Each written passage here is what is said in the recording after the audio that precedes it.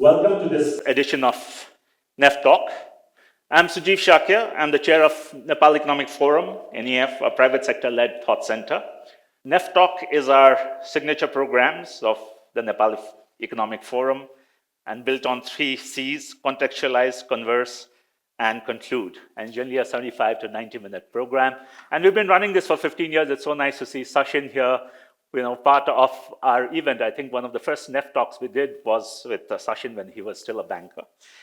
And if you would be following our work at Nepal Economic Forum, do subscribe to our free products. We have products coming in. We have a product practically every day that we provide.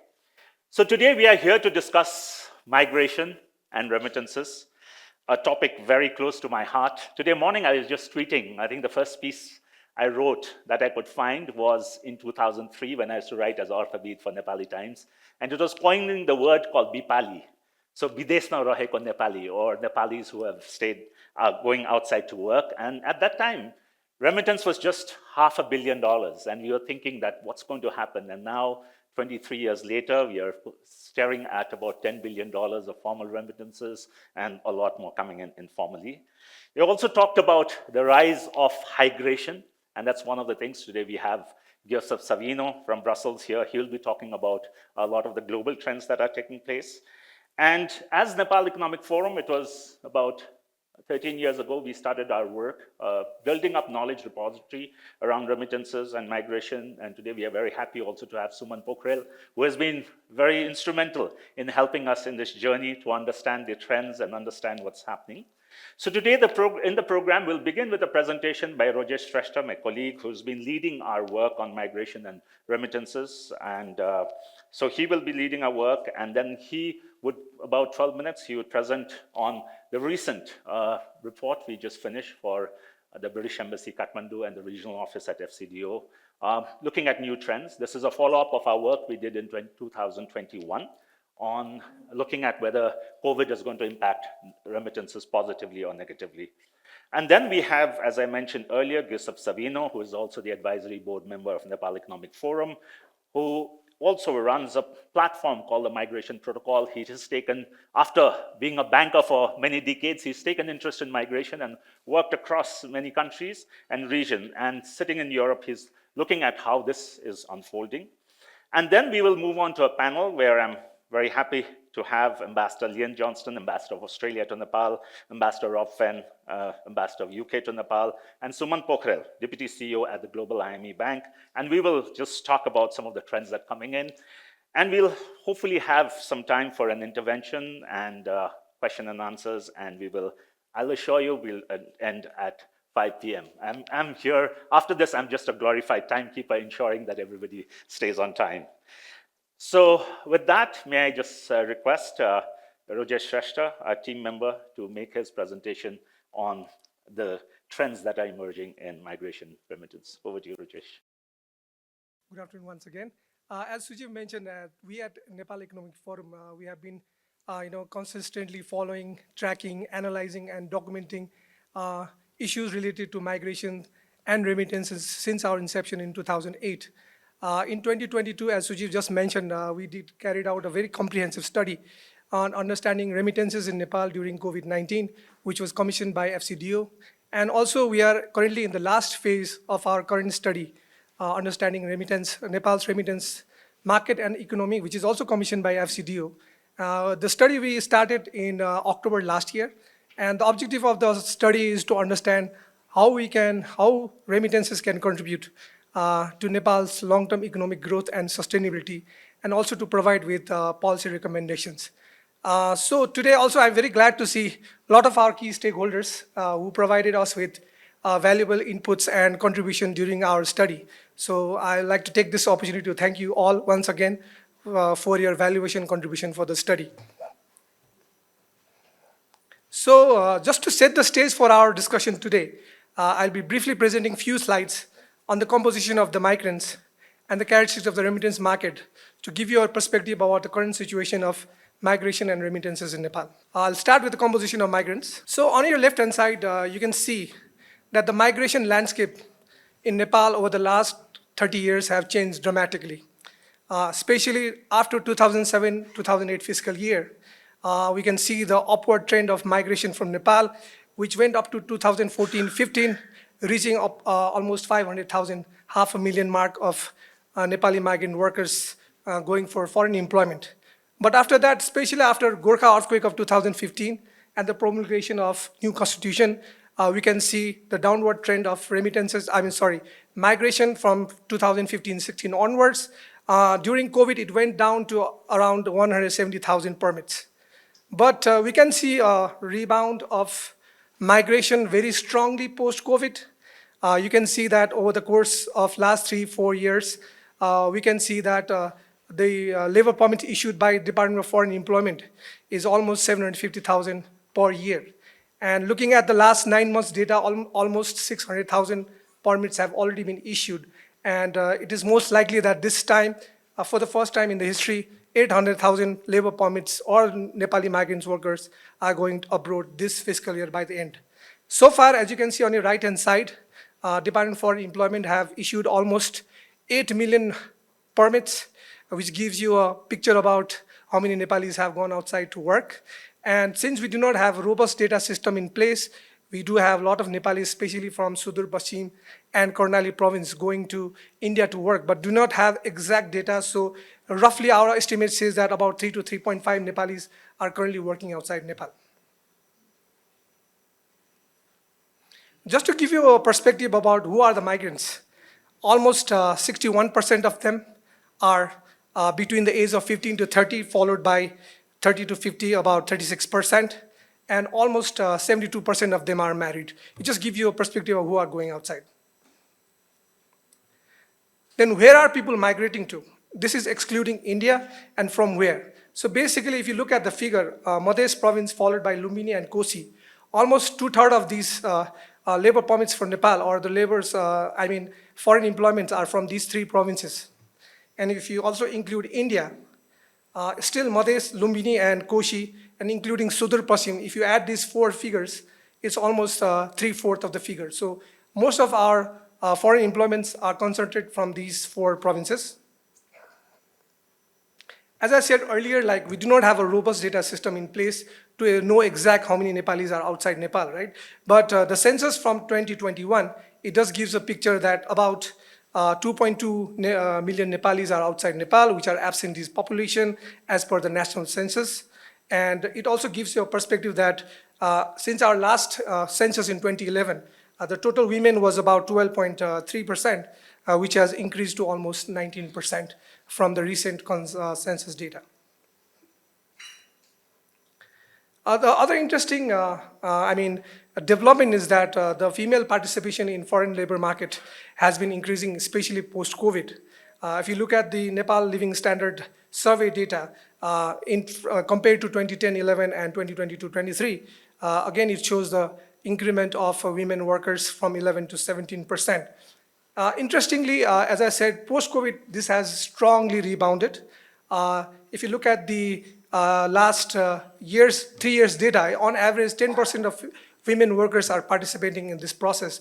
Whereas if you look at the first 9 months data, it's about 10.5%.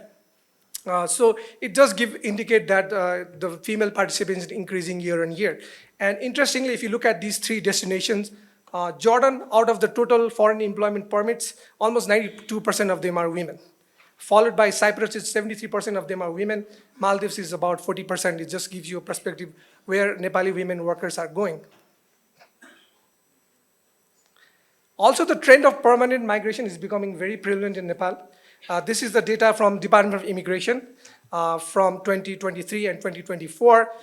Foreign education is definitely highest amongst the 3. However, the other stark picture is that permanent resident and dependent migration is quite significant. It does also indicate that permanent migration is there and it's increasing year on year. In terms of the destination for migration, over the years, definitely Gulf Cooperation Council countries, especially this 6 countries, holds almost 71% of our foreign employment market, followed by Malaysia, 14%, and Europe is coming up as a new destination. If you look at the last 3 years data, it has increased from 5, 7, 9, now it's almost 10.5%. Korea and Japan is about 3.5%. But interestingly, for Europe, if you look at these 4 nations, Romania, Croatia, Cyprus, and Malta, out of the total foreign employment in Europe, these nations holds about 65% of our foreign employment workers. In terms of the skill set, there has been a significant increase of migration of skilled workers, which also reflects in our inbound remittances. For example, the higher education, it was just 5%. Now it has increased to almost 30% of them having higher education. Whereas from unskilled, it was during 13-14, it was just 73% of them were unskilled. Now that category has declined significantly to almost less than 20%, whereas skilled workers, row or pie has increased to almost 72%. Now I'll just present some of the slides on the characteristics of the remittance market. As you can see that as the migration has increased, and especially now in the recent years, the skilled labor migration has increased. The formal remittance flow to Nepal has also increased significantly. In 2000, our foreign remittances was just like $111 million. Now, last fiscal year, it was almost $11 billion, almost an increment of 98-fold increment from 2000. And in 2000, the percentage of GDP contribution was just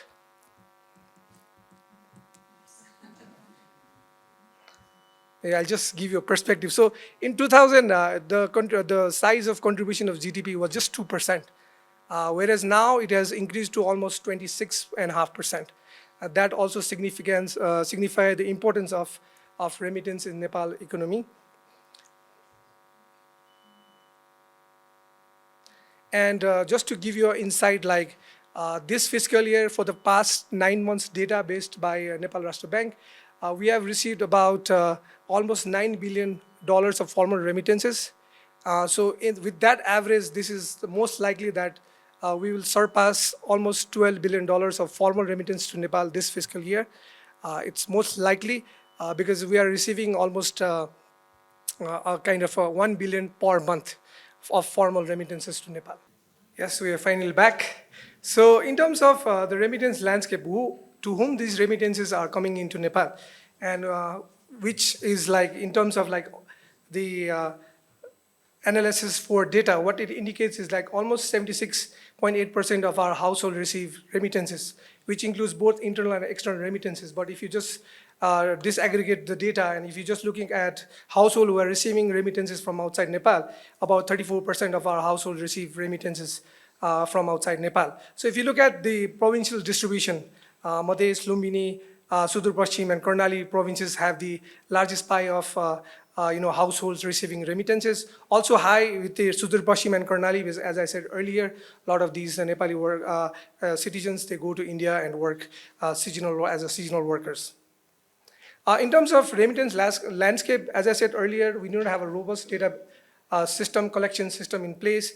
What the Rashtra Bank does not, publish disaggregated data of remittances. However, as per their latest report, it suggests that almost 42% of remittances are coming in from Middle East, followed by Asia Pacific by about 25%, North America about 13.5%, and from other countries is about 20%. In terms of the consumption, this is something that we've been, hearing a lot of stories about, that remittances to Nepal is like mostly used for daily consumption. As per the analyst data, almost 70% of remittances is utilized for daily consumption, followed by repaying loan and education. And we can see that only about 6.5% of remittances is utilized for savings and investments, which is still almost $700 to $800 million a year. As Suji mentioned earlier, we also have, in terms of the larger remittance pie, we also have a significant informal remittances in place. As per the estimates of the analysis for, it's about 25%. And based on our stakeholder consultations, it suggests that the informal remittances has also increased as the formal remittances has increased post-COVID. It has also increased from 30% to almost 40 to 50%. That's the kind of estimate which we cannot verify. But even if we take the lowest consideration, if 25% of remittances pie to Nepal is coming through informal channels, it comes about $3.11 billion each year. Thank you so much. Thank you, Rojesh, for the presentation. And no, sorry about the lights. I mean, that's nothing much we could have done.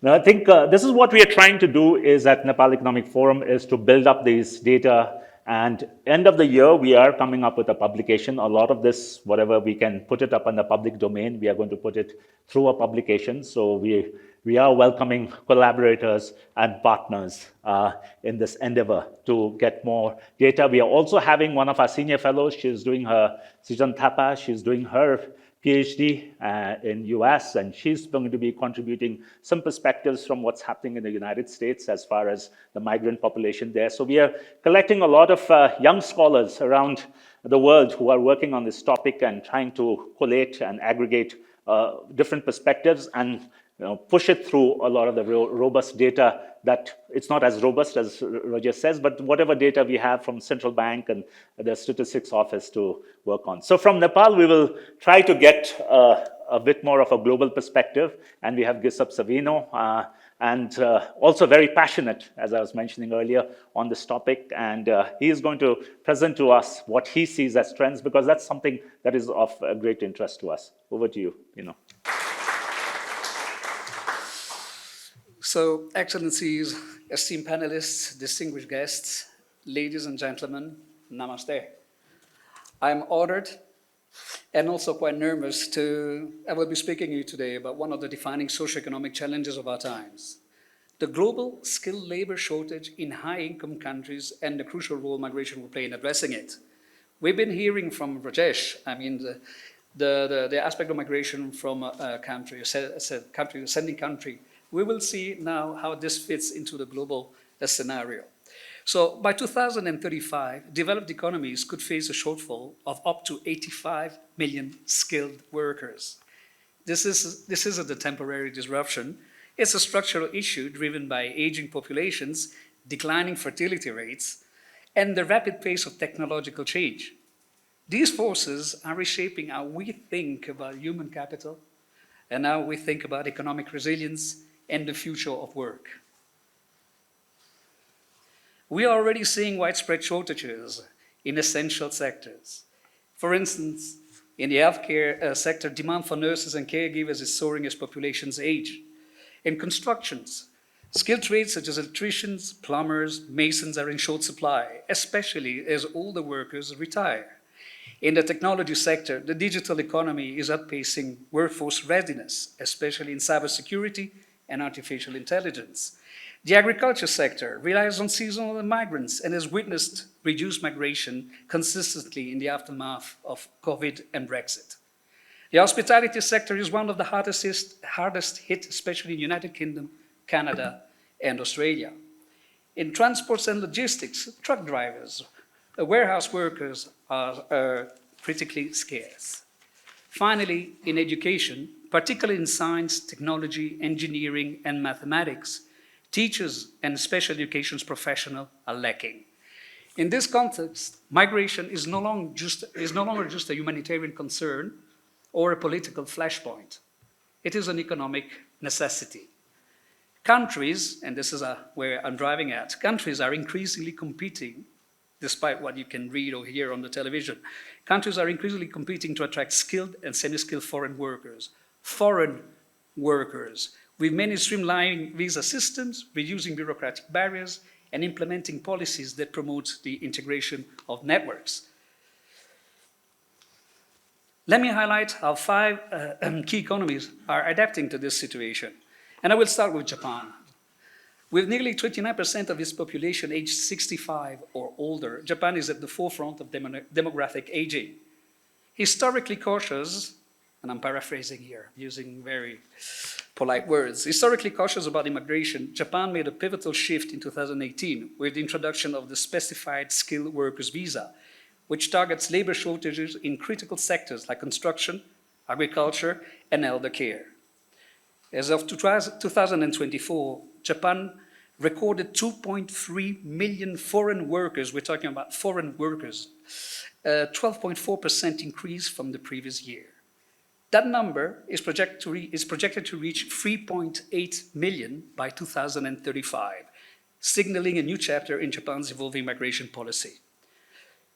Canada has long treated migration as a strategic asset, yet, even with its progressive stance on the subject, the country expects a labor shortfall of nearly 2 million workers by the end of the decade, affecting healthcare, agriculture, education, and logistics. The Canada adapted its migration policies, and the recent innovations include a category-based express entry for targeting skilled workers. So if you are a skilled worker, it's going to be a lot easier to enter Canada. The recognized employer pilot that aims to streamline the recruitment process for employers who frequently hire foreign workers. And more importantly, a temporary public policy designed to be flexible and responsive to changing circumstances, allowing for quick adjustments to immigration programs. Canada plans to welcome 2.2 million new migrants by 2027. Australia anticipates over 1 million unfilled job vacancies across multiple industries, according to sectoral forecasts that I came across. To meet this challenge, the government has introduced a more responsive and agile skilled migration strategy. The core skills occupation list, for instance, features 456 high-demand professions and is regularly updated based on industry input. Skills in demand visa, they provide faster sector-targeted processing. This model aims to be more agile and industry-aligned.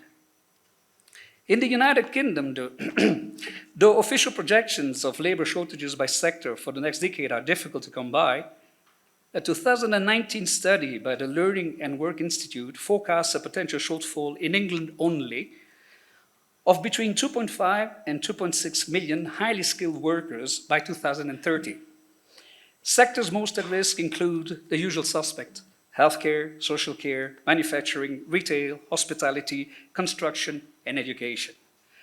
Despite these outlooks, the United Kingdom's 2023 white paper, Restoring Control over the Immigration System, emphasizes reduced reliance on foreign labor. In 2024, former EU Home Affairs Commissioner Ylva Johansson noted that the EU would be losing 1 million workers annually due to aging and low birth rates.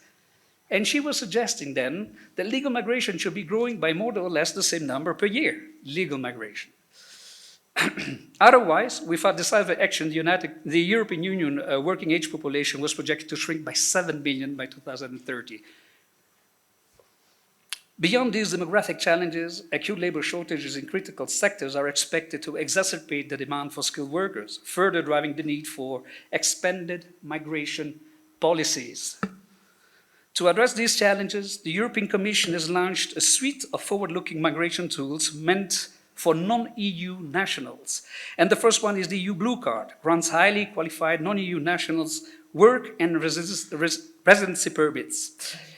The EU Talent Pool and Blue Card Network is a platform that matches employers with international talent, streamlining hirings. The Single Permit Directive simplifies the process for obtaining work and residence rights. In 2023 alone, over 3.9 million single permits were issued.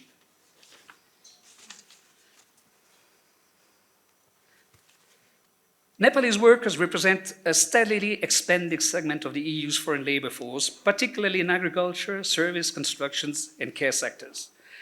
This trend reflects Nepal's evolving role as a labor-sending nation towards the European Union. In Portugal, there are around 21,000 Nepalese residents by census data, but local estimates suggest that the number is closer to 50,000. In Romania, the Nepali workers are the second largest group of non-EU nationals. Spain hosts around 4,000 Nepalese nationals, but they plan to admit 25,000 Nepalis yearly in the coming years. In Belgium, there's approximately 26,000 Nepalese residents supported by a Nepalese business association, and they're fostering strong bilateral ties. In Croatia, the country issued 12,000 work permits to Nepalis in 2025 only. The total Nepalese population now is estimated at 30,000 Nepalis. Germany signed a labor memorandum of understanding to recruit skilled and unskilled Nepali workers.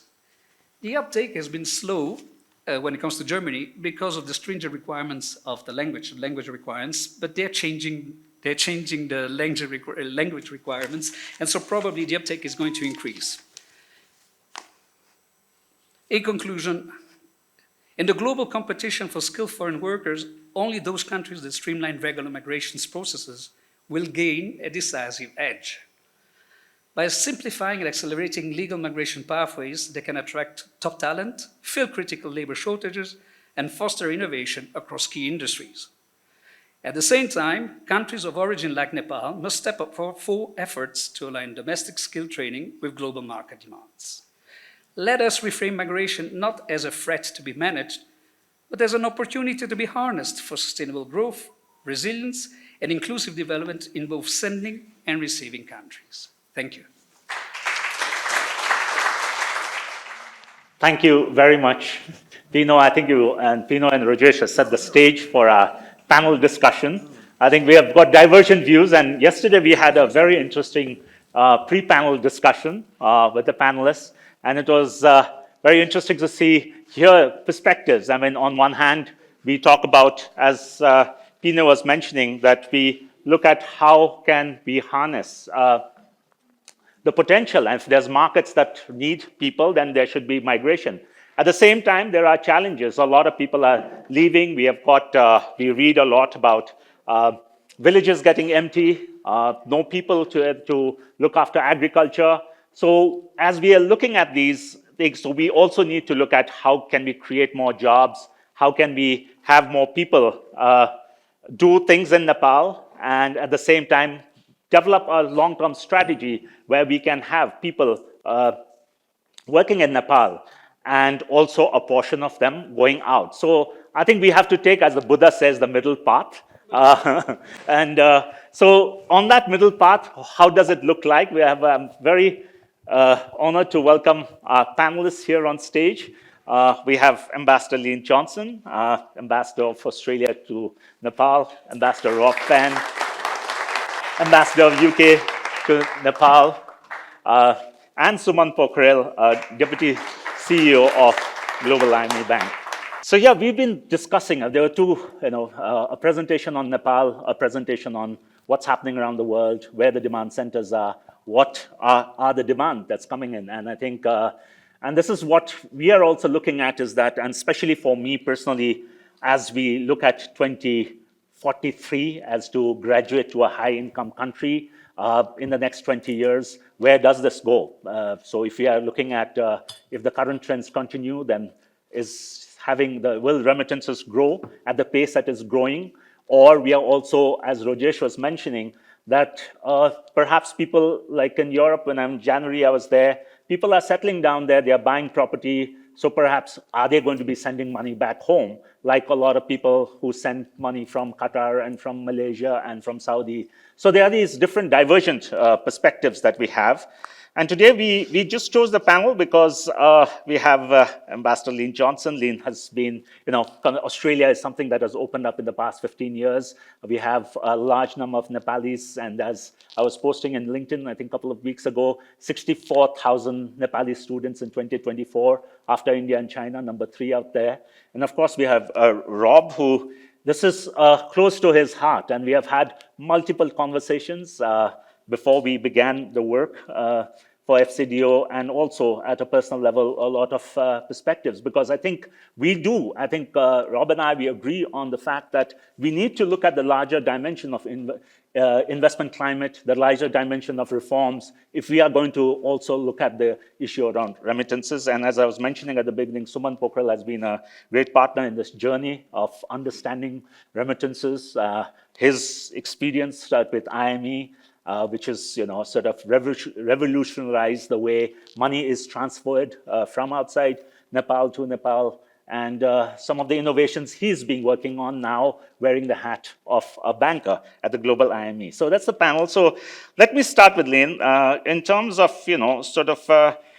Australia has been, as we're discussing, 15 years, a lot of people going to Australia. How do you see it? How does Australia view Nepalese coming in, and where do you see this is going to go? Maybe we'll do 2 or 3 rounds of about 3-4 minutes each.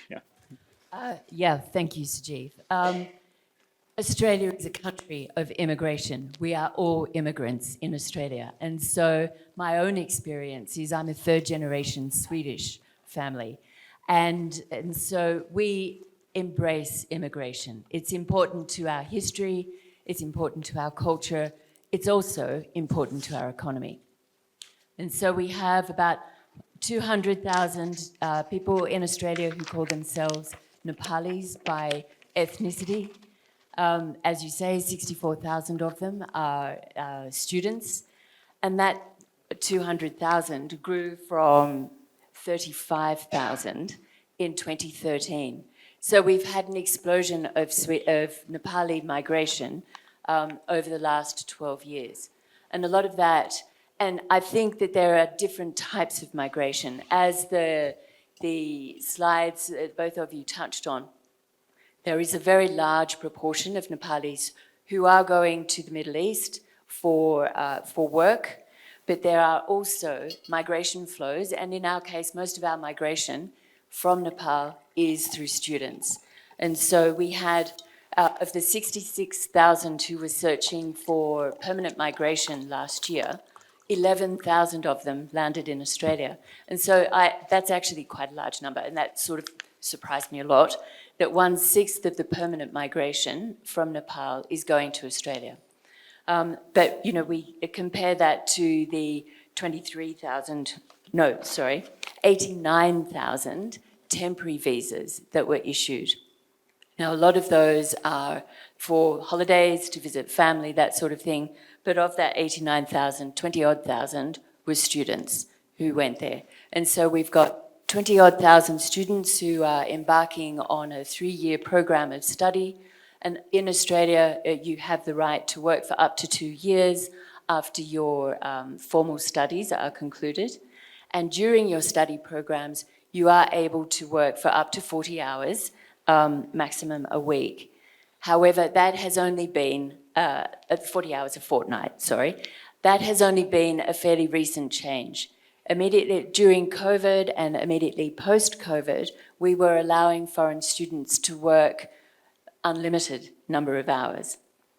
And so I think that when you see the spike in remittances from 2021 onwards, I'm sure Australia contributed significantly to that.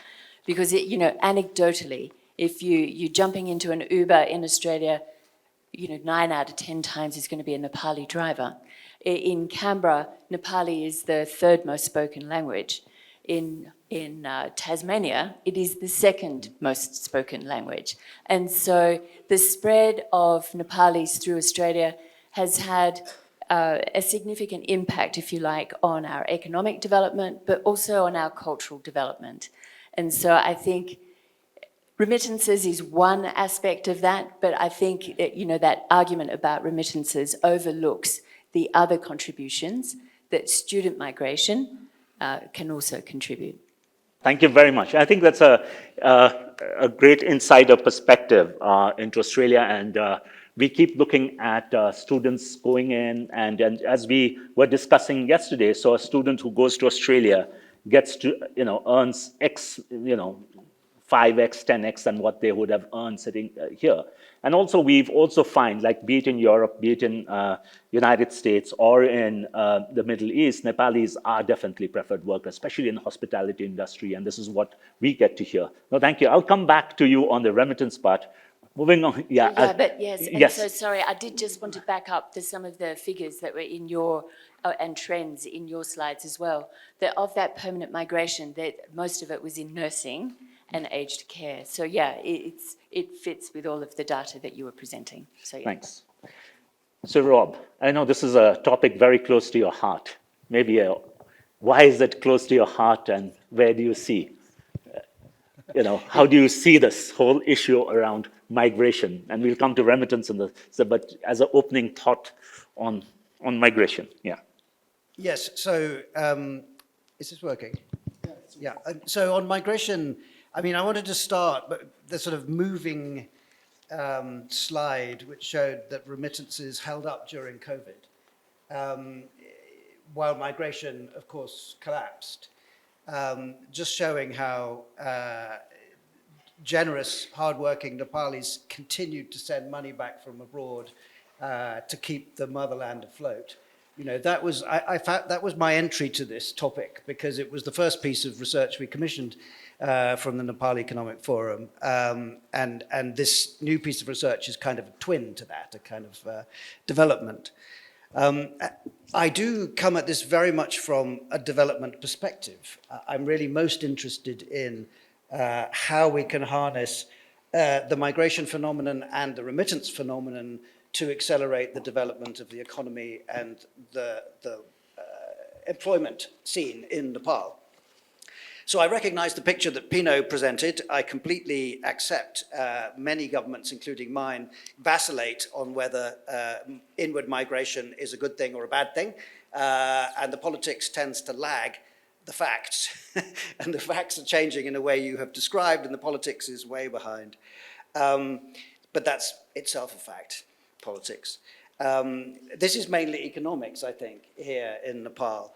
And so, you know, for me, the big point is the same one. We absolutely must connect Nepal to global capital markets. That is the only way to accelerate and indeed sustain development in this country as other forms of finance dry up.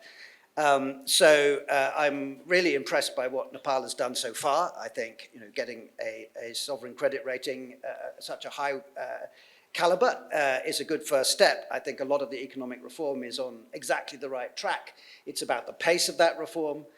But the big prize comes not from kind of sovereign borrowing, but from private investment by foreigners of any stripe into Nepal.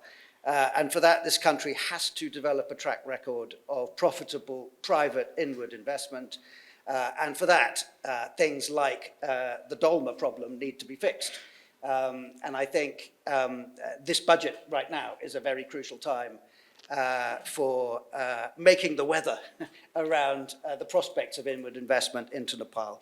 If we can show that foreigners can repatriate their earnings from this country and then send those profits back into Nepal tenfold as part of a kind of normal venture capital and private investment cycle, the future will look very bright for this underinvested country. My second point is about bringing the kids back. I'm not a critic of sending kids abroad. They go for noble reasons, and of course they do help my country and others. But we have to keep them connected with Nepal. And I think the current problem of how difficult it is to get your hard-earned foreign qualification recognized as equivalent to a degree from Tribhuvan University is just a nonsense, and that has to be fixed. And I think the work to build up the Universities Grants Commission to do just that is very encouraging. My third point in this first round is about education. We have to help Nepal improve education outcomes in this country. Access to education is kind of fixed. I mean, this is a huge success story when it comes to access to education. That sustainable development goal has kind of been met in Nepal. But the outcomes are poor in many cases, and the kids and the families are voting with their feet. And for this, I think transnational education is as close as it comes to a magic bullet for Nepal's problems. If we can just get more of those foreign quality education offers brought here into Nepal at local prices, I think we will fix a large part of the development problems here. And it's frustrating because actually it is a fantastic match between supply and demand. There is a huge supply of transnational education trying to come in, and there is a huge demand for education of that quality, clearly, in Nepali households. So we just have to somehow make that match. And lastly, I have a message for the Non-Resident Nepali Association. I mean, I think they are a very important part of this landscape. Again, the other magic bullet would be to get Nepal's diaspora to play in this economy the same propulsive role which the Indian diaspora did for India. And the reasons why that's not happening at the moment are very important, and we have to fix those obstacles. And I think the the NRNA is a potential solution to that problem, but they spend so much time on sort of intranecine politics before they can get to the business. And I would love to talk to them in terms of just being a foreign investor, not in terms of their economic, social, and cultural rights or whatever it is. They are the point of the sphere, but there's only one sphere, that is foreigners investing in Nepal. Thank you, Rob. I think a lot of points for the first round. I think two things that I would just like to re-emphasize, as which something at Nepal Economic Forum we've been doing, is that reforms is important, and we have here in our audience Mr.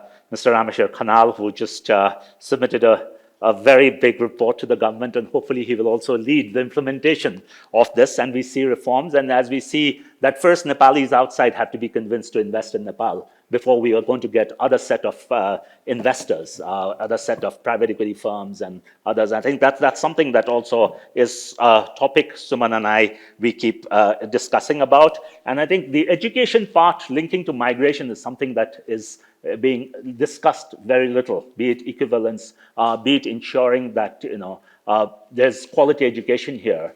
And like always, I tell people that I went to India to study to school. My daughter studied here because at my time it was not easy to get affordable, good quality education. But when good quality education comes, people tend to, and we have seen that in the hospitality sector. Like earlier, people used to go to India for hotel management training. Now they stay in Nepal and do it. So these are things that which also has larger implication on migration that's not looked at. Okay, I come to Suman. I know you've been working on this sector for a long time. How you have seen, especially on the remittance front, it should be on. Yeah, remittance front moving over these past years, and I'll come to you later on the second round on the investment. The returnee investment products, but on the first round, how have you seen the past 20 years? Thank you, Sudhir. Thank you so much for giving me this opportunity to share my thoughts, my experience in this forum. Yes, it's, in last 20 years, we could see a lot of changes, especially on the migration and the remittance.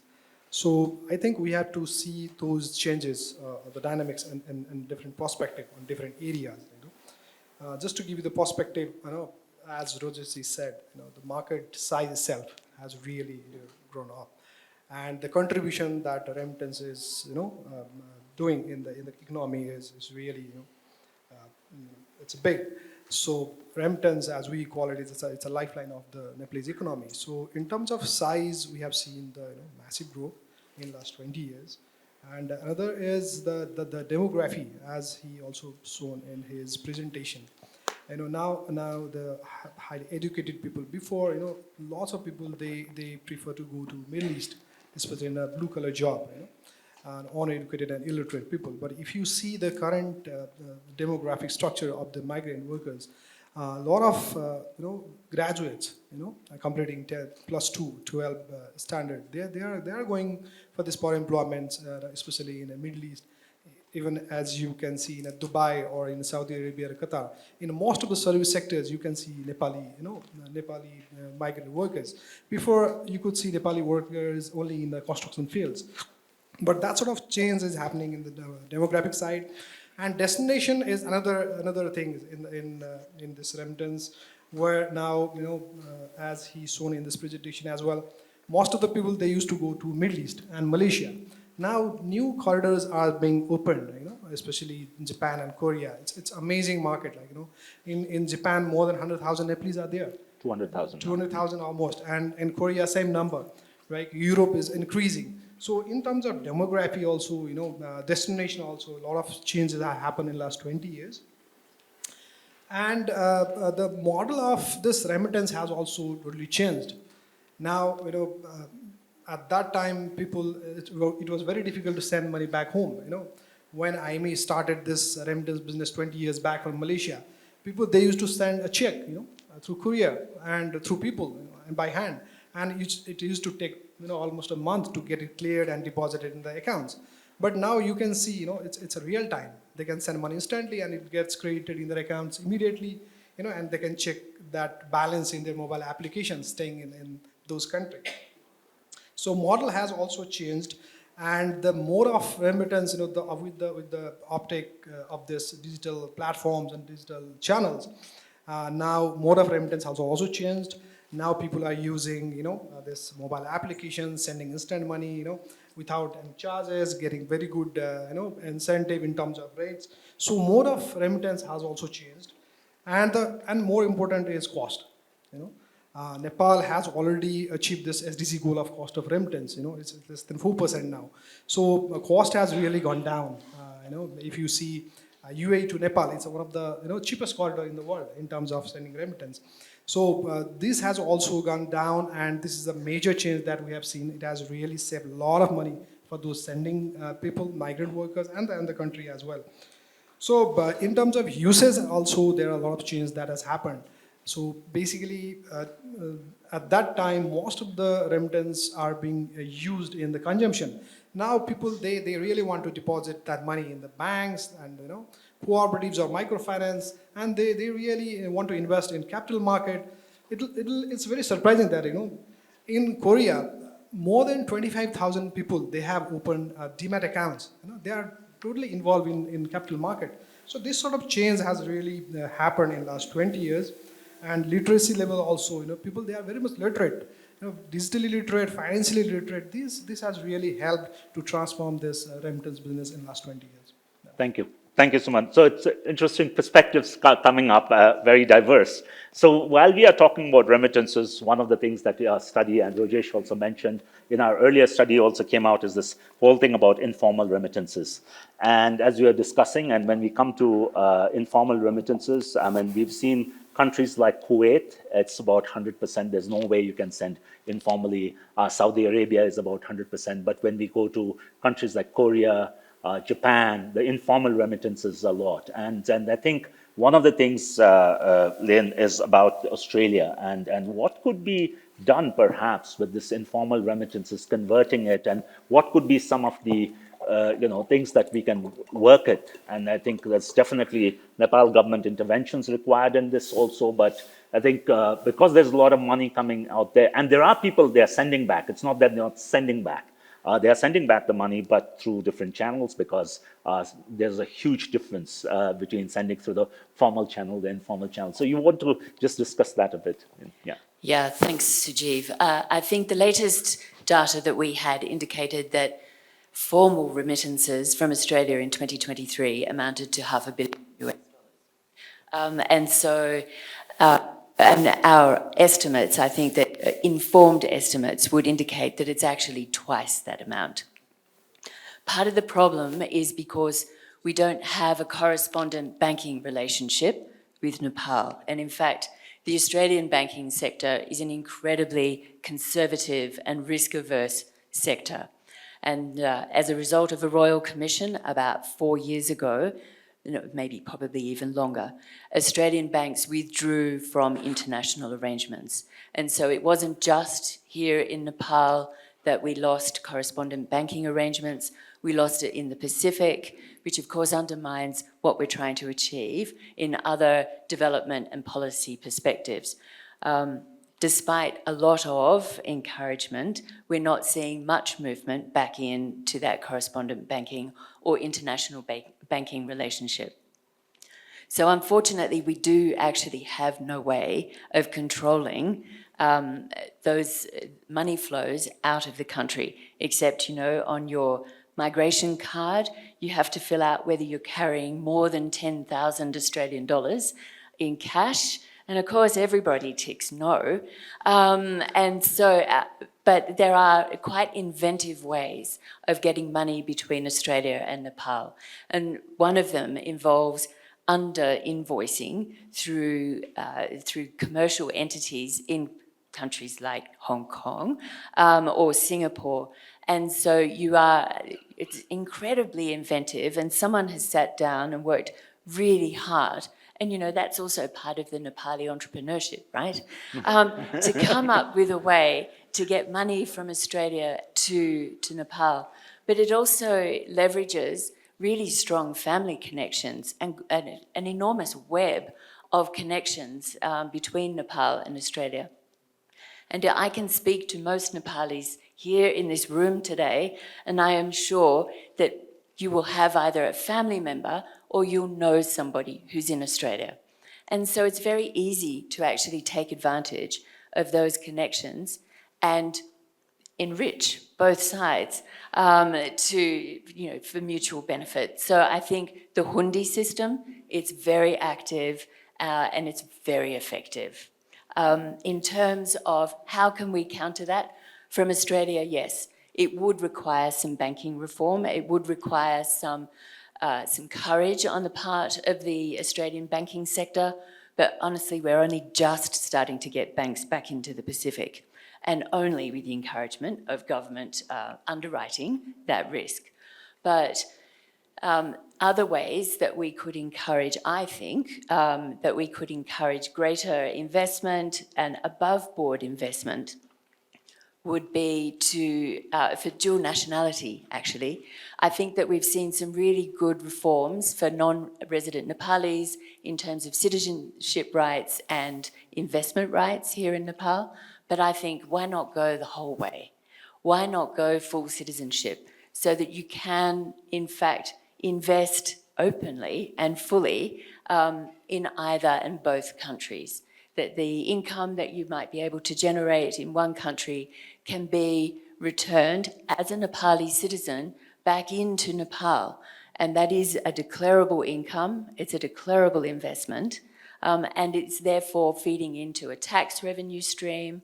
It's also eliminating any possibility for diversion into murky waters, into anti-money laundering and into counter-terrorism financing. So I think, for me, that would absolutely be one reform that I would recommend that the government of Nepal consider. Thank you. Thank you. That was so.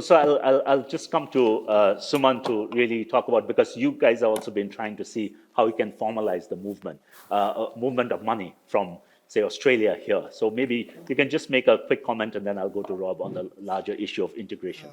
Thank you. So in Global IE Bank, we have very interesting story of this Australia remittance.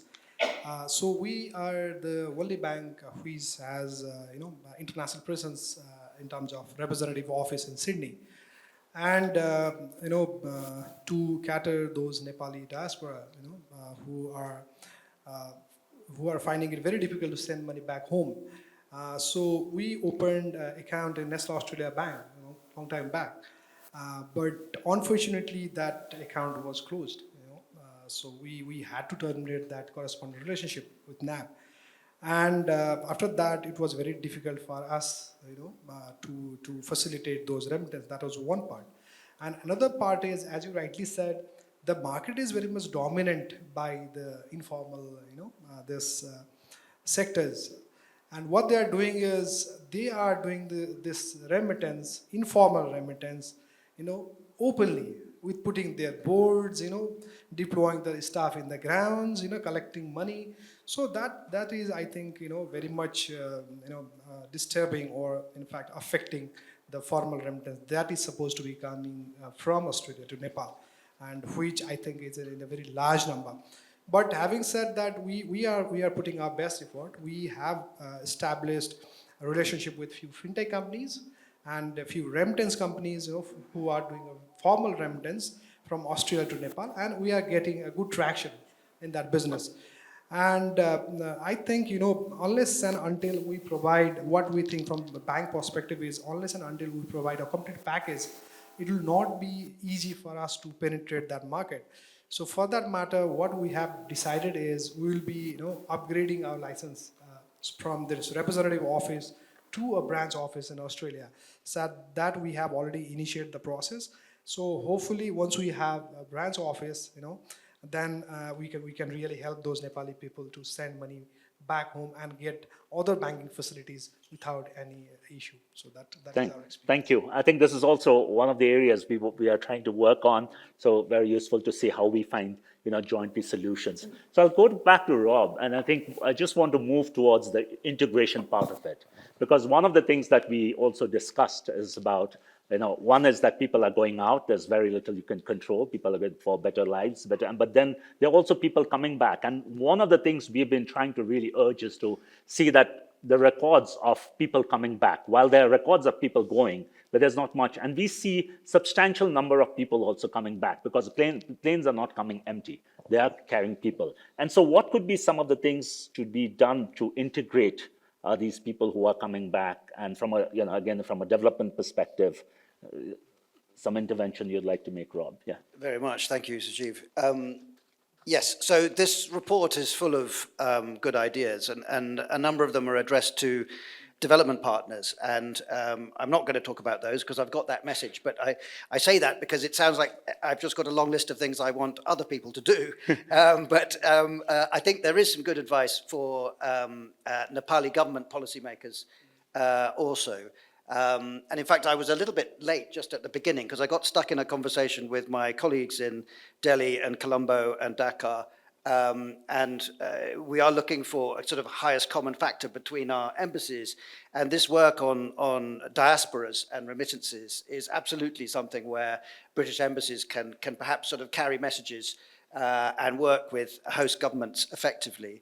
And it seems to us that there are some best practices out there around how to welcome the kids back. And in India, we've seen the spectacular result of that.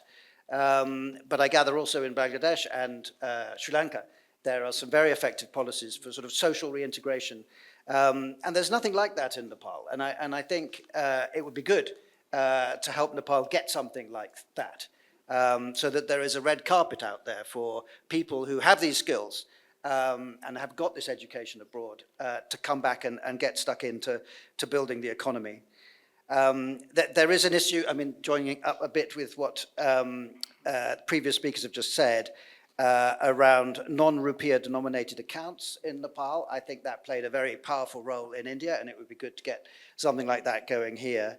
Particularly, and I kind of salute the way Global IME Bank is approaching this. I think it's no surprise. I learned last night you are a remittance organization that bought a bank, rather than the other way around. You're looking at this in a very granular way, understanding that there's not just one diaspora out there. There are a lot that you have to understand the sort of socioeconomic sort of categories of the families and the households and the individuals and offer services attuned to that in their localities often. The UK is going to try and do its bit to improve the data about and for economic migrants. So often it's a lack of information that leads to tragedy. And I had one of my most frustrating experiences here was to tour the Gold Star shoe factory and hear their problems holding on to their workforce because they were all leaving for the airport. And often these were, well, they were often women and they were often delighted with the job they got in Kathmandu at Gold Star Shoes and wished they could just continue.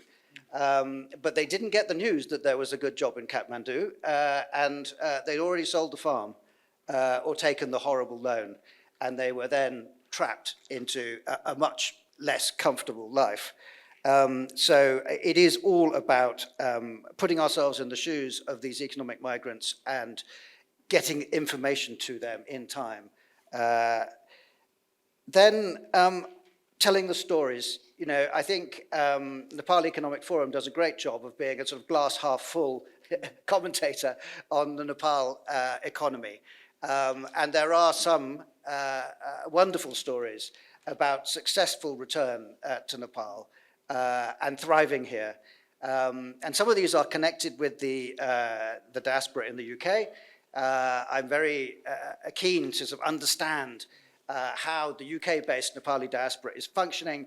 It's great when I hear they keep their back offices in Nepal. They are employing Nepali accountants. And there's a lot of people thriving on that lifestyle.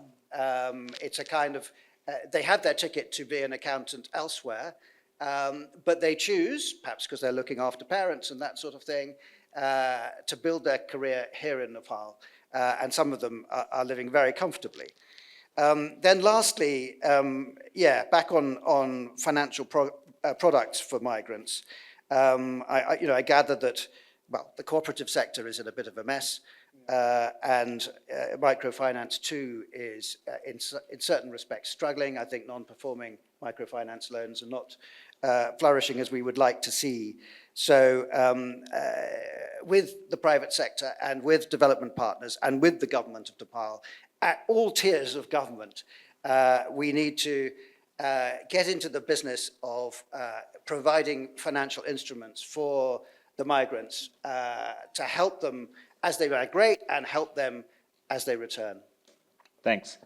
Sujeet, Yes. I just wanted to add to that we talk about the investment environment for foreign direct investment and making that more user-friendly. And I think that it is the same argument for returning entrepreneurs, basically. They need an investment environment that will spark their interest to invest. And that whether it's help in a startup, whether it's a specific loan category, whatever it is, you need to be marketing those incentives before they come back, to induce people to actually come back, and to provide market support and perhaps employment assistance as well for young startups to employ young, talented people to get their businesses up and running. Thank you. I mean, Suman, you want to just share about some of the products you guys are experimenting on in terms of integration and, loan products and other financing products? Yeah. Thank you, Dai. So, having worked in this remittance industry since last 20 years, so what we have realized is what people are doing is, when they are coming back, so after completing their first tenure or first visa period, so they are coming here, they are trying to do something, they are not getting proper support from the other stakeholders, and they are spending that money that they have saved out of that first tenure. And what they do, they have no choice, they are again going back. They are coming from Qatar and now they are going to Saudi Arabia. They are coming from Saudi Arabia, they are going to Malaysia, right? And if they are lucky, if they are coming back from Dubai, and if they are lucky, they are going to Europe or Australia as well. But the gap that we have identified, while reintegrating those returning migrants into the society is the collaboration that we need to have among the stakeholders.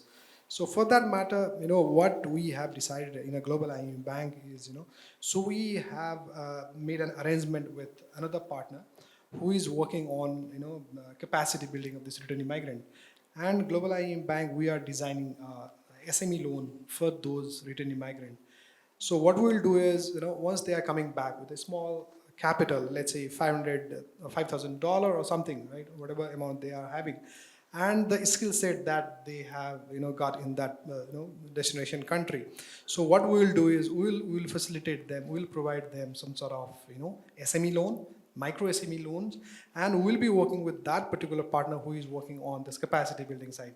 So our objective is not to, compete on SME market, which is very, very important for Nepalese banking system.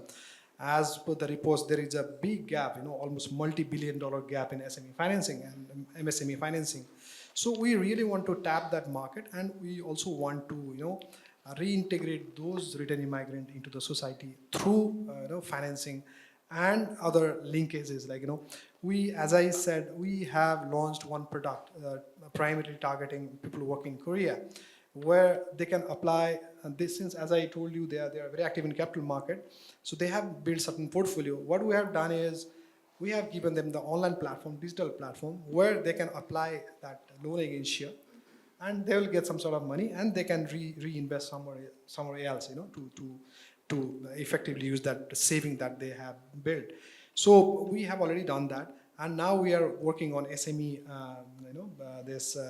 migrant workers, targeting migrant workers, SME loans, and we are also working on, partnering with capital market and the mutual fund and other stakeholders in that way.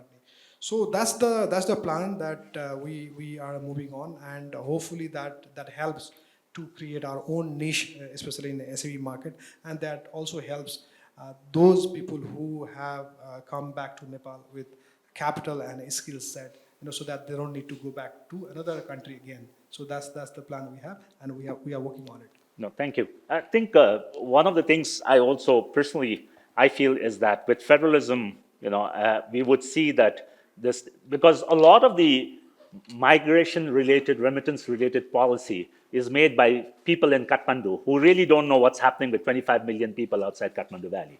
And so as this has progressed, because if you look at the major migrants are coming from, we see from the Madhya province, we see from Sudur Pachim, that's where the migrants, and I think they will also start demanding for products, demanding for sort of services that are very different than what somebody sitting in an office in Kathmandu thinks that somebody from Dhanusa needs something. And this is where traveling across the country, that's what I've been personally saying, is that the type of opportunities are different, in stark difference between Kosi and Sudur Pachim, and the type of, depends on communities, depends on people, so that is changing. So what we'll do is, before we come to the final round, we will open it for three or four questions from the floor. But before I ask people to raise their hand for questions, I would request, and I had discussed with Veronique, 3-minute intervention from you, because this is also a topic very close to your heart. EU Ambassador Veronique. Yeah. Can you get a mic to her, please? Yeah. A quick 3-minute intervention and 3 questions before we go back to the panel. Thank you very much. And thank you so much for the insights. I think this is it really the migration, remittances, but also the contribution of the diaspora, the potential contribution to Nepal is something that has grown a lot in importance since I've been here, almost 2 years. The data is coming through. I think, before. So far, what we have is very anecdotal, and it's really important, I think, to try and gel these numbers a bit more. We know, I mean, in particular, we've discussed it, Sujeev, in particular, what interests us are the figures in Europe. We know there's a huge exponential growth of migrants to Europe. Officially, the figure is about 100,000, but perhaps in the 100,000s, possibly. We don't know. I think that's the first point to recognize, and to recognize that we need a lot more analysis of that. The second reflection that came to me with the presentations is perhaps the need to segment these the low-skilled migrants who go and don't make a life in the Middle East, but will always come back. And I think Suman has talked to that. They have specific needs. They have needs of skills. You said they come back with capital and skills. I'd be interested to know a bit more, do they come back with skills? Or is that a side of the equation that needs more work and more investment when they come back to Nepal? The high-skilled and increasing number of migrants is, of course, of interest to us in Europe, because we need them, and we will increasingly need them, and we'd like to catch them, because everybody around the world likes Nepalis. But I would agree with Rob. They are a very valuable pool of capital and of expertise that we hope will come back to Nepal to invest and to create jobs, something Nepal desperately needs over the next decade. And I would argue that there's a limited time window for that to happen, because as it's much easier for Nepalis to go to Europe after 10, 15 years to stay on and to become permanent residents in Europe, to keep this link with Nepal. All the things you've talked about in terms of making the environment more friendly to the diaspora investments there's a sense of urgency. This needs to happen now in the next 10 years before, the Nepali diaspora creates too many roots in host countries. So that these are a bit my reflections. I'll stop there. Thank you so much, Veronique. So please introduce yourself. Yeah. Good afternoon. I'm Sam Lamisane, Head of Remittance at Global IME Bank Limited. One short question to Ambassador Lean. So we talked about the informal remittances being more stronger than formal remittances when it comes to Australia. I would like to know, is the story same in case of remittances from Australia to India as same to Nepal or not? Or maybe from Australia to other countries? Is informal channel as strong as in Nepal? If not, what could we do to at least increase some remittances through formal channel? Thank you. Thank you. Yes, thank you very much for this. I would like to come back on this issue. Please introduce yourself. Sorry. Arno Koshua, I'm the country director for the Asian Development Bank here. And just to say that, as I said, the World Bank and ADB, we're working together now on a fairly large program to unlock climate investment and jobs in Nepal. So this issue of the contribution of returnees, particularly highly skilled returnees from Nepal, is highly important, I think, to this whole dimension. I would agree with Veronique that the window is short. Maybe the window is just one generation. If I want to expand a bit more, I don't think any kids of this first generation would come here. But my question is to all of you, from the embassies to you, Sujiv, sorry. Do we have evidence-based information on what's the minimum for these people to come back? Yes, we can talk about climate investment.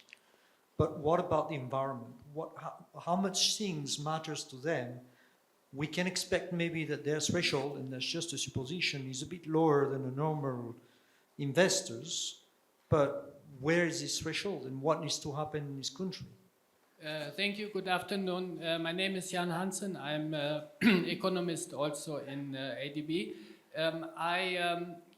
I think the short-term or the medium-term benefits of remittances for the graduation of Nepal to lower middle-income countries are very obvious.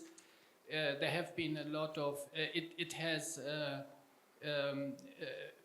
made its purpose over the, in the past in terms of poverty reduction in particular, but I would be less sure about how remittances as a main driver of economic growth can propel Nepal to an upper middle income country. And how that would be done by using the demographic dividend, meaning that the labor force is increasing as a share of population until 2048. If most of this income would be raised abroad, and probably less human capital and also physical capital would be accumulated in Nepal. And at the same time, the economic structure would also be focused on the non-tradable sector by private consumption driving economic growth. So I'm not so sure to what extent remittances can remain its purpose in the future over the medium and long term. Thank you. Thank you. I'll reserve my comments for the end. So maybe we'll do the final round. I'm just looking at the clock. So Leon, there's a question for you and interventions on the questions that have been raised. Yeah, thank you for the question about the pattern of informal remittances from India. I think in the early days of the boom of Indian migration to Australia, we saw a very similar pattern. But unlike Nepal, it's a very different investment environment in India, which then means that people actually have a legitimate means of investing their money back in the country. and that they don't need to find informal channels for getting their money back into Nepal, for example. So I would say the sooner that Nepal creates an investment environment that is friendly for overseas investors, and that includes returning Nepalis, then I think that we will continue to see high levels of informal remittances. It's just simple economics. Anything you would like to comment on some of the issues that are raised? Yeah, so going back to the demographic, I think that the median age for Nepalis in Australia is under 30. And so if they're going for 3 years, then they are still at a very, what you would call productive age, if you like, when they are contemplating. They've spent 5 years, say, in Australia, they've accumulated wealth, they've accumulated knowledge and experience. And so they're still at a very productive age when they're looking at coming back into Nepal. And at the same time, they are also supporting their younger sisters and brothers to skill up as well, to put them through education. So I think that there is perhaps a cyclical element to it, but I'm not perhaps quite so pessimistic that it will be a lost opportunity. I think that in Australia's case in particular, and in Australia's case also, we're looking at skilled migration in a sense. We're looking at people who go for either vocational, but mostly for education, university education. So you're looking at a skilled, educated, experienced workforce coming back with the skills, the knowledge and the capital at a productive age. So I think that there is potential, but as Veronique says, you need to do it soon. Yeah. Thank you. Rob, Yes, Yeah. thank you. You So have 3 my minutes. last thoughts are around education and then employment. I mean, education is there something as a triple whammy? I mean, I think it is obviously a good thing in and of itself if Nepalis in Nepal have better education options. The UK thinks of itself as a full spectrum education partner for Nepal. We're not just obsessed with transnational education and the private sector. In fact, last week we had the Education Secretary in the UK for the Education World Forum. And that was brilliant. Unfortunately, he's been transferred from his position as soon as he got back to Nepal. But we work all the time with the Ministry of Education very effectively. But we do think that the private education sector here is itself part of the economy we're trying to grow. So if we can get TNE to take off here, that will be a good thing. And the third part of the triple whammy is that the better skilled Nepalis in Nepal are all part of making foreign investment land here. I had a fantastic time at the weekend at a certificate presentation ceremony for the Association of Certified Chartered Accountants in Nepal. And looking at them all, I just thought you are exactly the kind of people that a foreign investor wants to meet when they come, speculatively to Nepal. They know that all these people with this extraordinary international qualification exist here. They're going to relax. They're people to employ. And then on that note, employment, that is the center of this. We have to generate employment for Nepalis. And all the programs in the British Embassy are basically focused on that. Some of them more direct than others. But our Nepal in Business program is the most kind of overt attempt to put British taxpayers' money into boosting mainly medium-sized enterprises to employ more people. Thank you. Suman, final words. Yeah, I think, I totally agree with what he said, the representative from ADB. So we have very limited time to leverage the benefit that we have, especially in terms of a demographic dividend. And, if we see the now ages, the age range of the migrant workers, they are 20 to 34.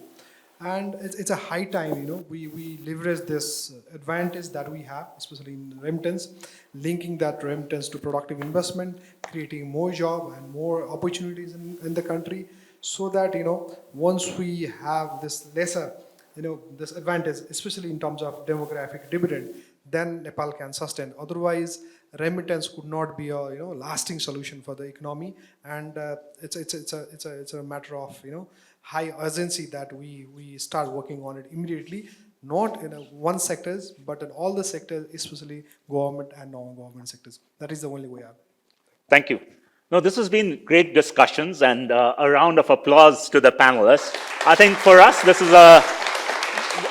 is something that Nepal Economic Forum would continue to discuss about. A lot of issues that have been raised, and there's a very short time window. Also, like its generation, earlier we used to say one generation, 10 years. Now, in terms of remittance and migration, we are talking about one generation is literally 3 years. Things are moving. From the last report we did in 2021 and the report we did in 2024, there's chalk and cheese. There's so many things, it's moving. And so how do we track this? And I think some of the issues that were raised is on data. We need to really invest a lot on evidence-based policy, looking at data, segmentizing. There are multiple layers in terms of people who are going out, multiple layers of the challenges around remittances. Some countries very good, some countries we have challenging, but also it is an opportunity we need to look at. And I think as we began at the beginning, there's a strong linkage between remittance, migration, and investments, FDI. And so that's something we need to understand. We have also left a lot of these discourse on remittances and migration to the government. We look for government policy. Perhaps the Nepali private sector also needs to take the lead on this. And as a private sector-led think tank, we are continuously trying to see how we build up knowledge repository, how we bring in different perspectives into this discourse. So this will continue. And we look forward to staying in touch. We have multiple events coming up. So those for you who are interested, we have on the 3rd of June, we have a roundtable. We are now talking about small states and in the New World Order. So this is a partnership with the National University of Singapore Institute for South Asia Studies, where I'm also a senior fellow. Then we have with the UNDP, there's a launch of the Human Development Report on coming up. And on the 13th of June, we have another roundtable with Bangladesh. We are also looking at how do we learn from lessons from, yesterday with Rensi, we were discussing about, Nepal and Bangladesh face similar issues around investments, migration, remittances. So what could be we can learn? So we are doing a roundtable with the Center for Policy Dialogue on the 13th. So the journey continues. Please do stay in touch with Nepal Economic Forum. Thank you for coming, and look forward to meeting you at the next NEFtalk. Thank you very much.